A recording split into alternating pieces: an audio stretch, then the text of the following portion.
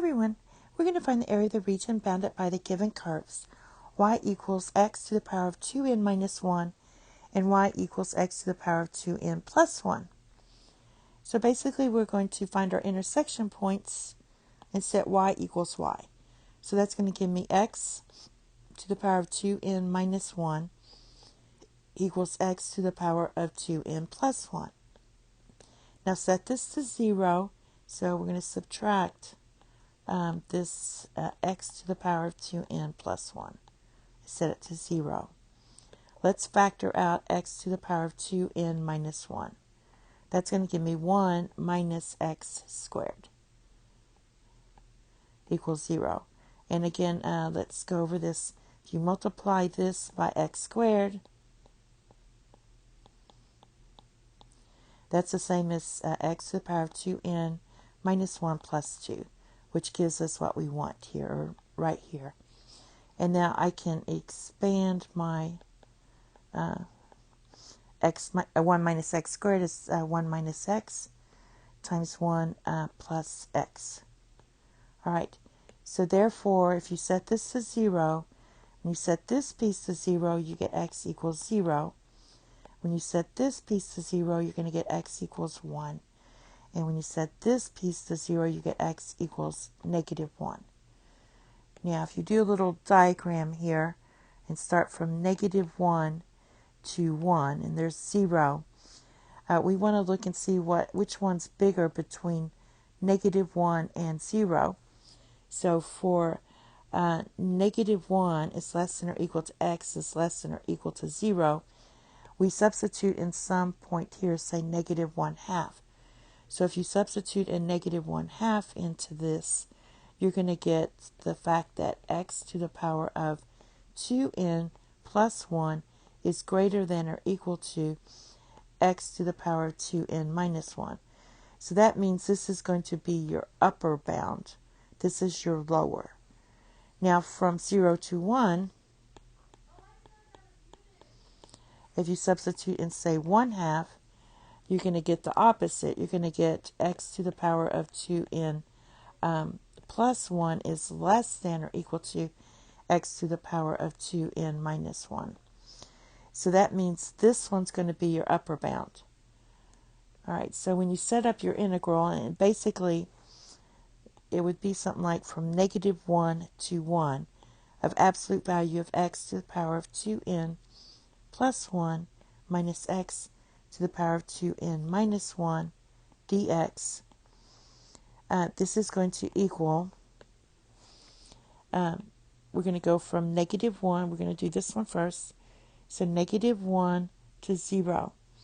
Okay, so the one that's greater is the upper one, so you're going to write this as x to the power of 2n plus 1 minus x to the power of 2n minus 1 dx. All right, and then we're going to add the next one, this next interval, from 0 to 1. So from 0 to 1, the upper bound is this one, because it's greater than this one. So that's going to be x to the power of 2n minus 1 minus x to the power of 2n plus 1 dx. All right. So now that we have that, let's go ahead and integrate this.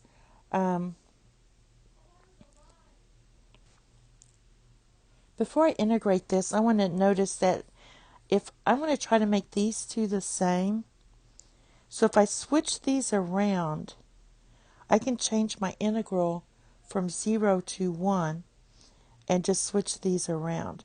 Because we're going from negative 1 to 0, so now I can go from 0 to 1 and write it just like this. So basically what I mean is I can write this now as the integral from 0 to 1 times x to the power of 2n minus 1 minus x to the power of 2n plus 1 dx due to symmetry. And then plus, do it again, 0 to 1. And we're going to get x to the power of 2n minus 1 minus x to the power of 2n plus 1. and then that's dx.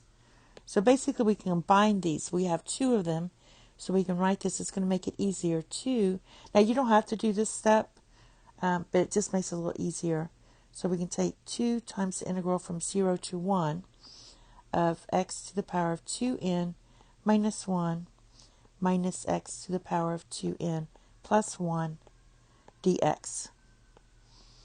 All right, so let's integrate this. We're going to get 2, and then for this one, we're going to get 1 divided by 2n, and then x to the power of 2n. Right, when you integrate this. So then we get minus, for this one, we're going to get 1 divided by 2n plus 2. You're adding 1.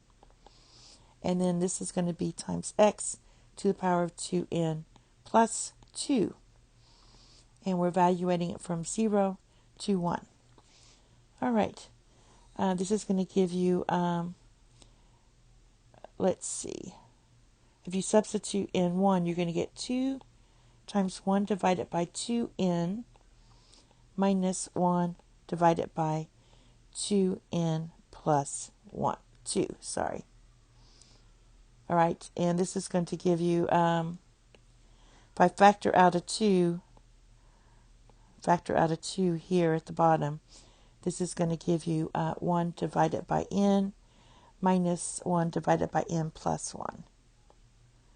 And the 2's would cancel out, so your final answer is going to be, you would get the common denominator.